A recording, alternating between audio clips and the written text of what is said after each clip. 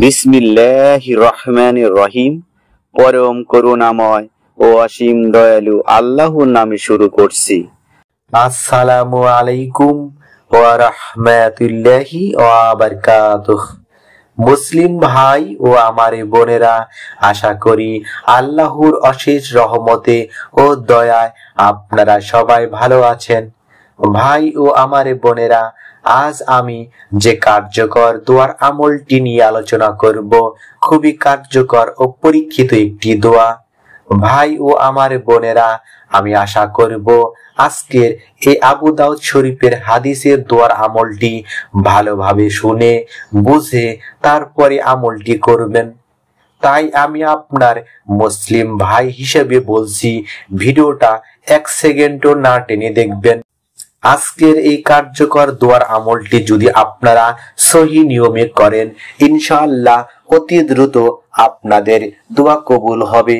তো চলুন আমলের আলোচনা মন দিয়ে শুনি। ছোট্ট অনুরোধ থাকবে, ভিডিওটা না টেনে শেষ পর্যন্ত দেখবেন। ছোট্ট অনুরোধ, ভিডিওতে একটা লাইক ও চ্যানেলটি সাবস্ক্রাইব করে বেল বাটন অন করবেন। নামাজের সিজদায় বান্দা মহান আল্লাহর খুব কাছাকাছি হয়ে যান।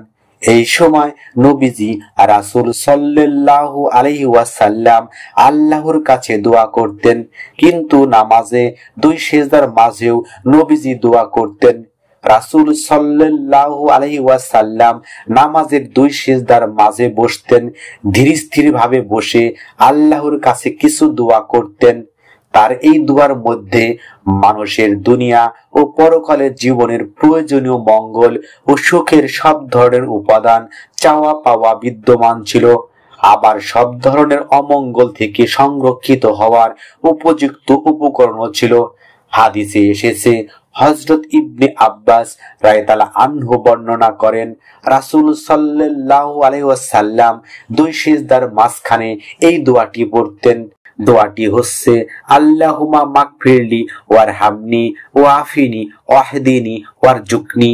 অর্থ, হে আল্লাহ, আপনি আমাকে ক্ষমা করুন, আমার প্রতি দয়া করুন, আমার সব ক্ষয়ক্ষতি পূরণ করে দিন, আমাকে সঠিক পথে পরিচালিত করুন, আমার রিজিক দান করুন। আবু দাউদ শরীফের হাদিস। এখন আমলের নিয়ম বিস্তারিত। ভাই ও আমার বোনেরা, আমরা 5 ওয়াক্ত নামাজের সিজদায় আজকের এই দোয়ার আমলটি করব ইনশাআল্লাহ। সিজদা থেকে উঠে আমরা যখন একটু সময় বসি, ঠিক সেই মুহূর্তে আজকের আমলের দোয়াটি, আল্লাহুম্মা মাগফিরলি ওয়ারহামনি ওয়াফিনি ওয়াহদিনি ওয়ারজুকনি, মাত্র একবার পাঠ করে সিজদায় চলে যাবেন। এভাবে প্রতি রাকাতের সিজদা থেকে উঠে দোয়াটি একবার পাঠ করবেন। মুমিন ভাই ও আমার বোনেরা, এভাবে এই দোয়ার আমলটি নিয়মিত চালিয়ে যাবেন। ইনশাআল্লাহ আল্লাহ চাহেন তো খুব দ্রুত ভাগ্যের পরিবর্তন হবে, হালাল রিজিক বৃদ্ধি পাবে এবং পাপ ক্ষমা হবে ইনশাআল্লাহ। আল্লাহ সবার মঙ্গল করুন। আমিন সুম্মা আমিন। আসসালামু আলাইকুম ওয়া রাহমাতুল্লাহি ওয়া বারাকাতুহু।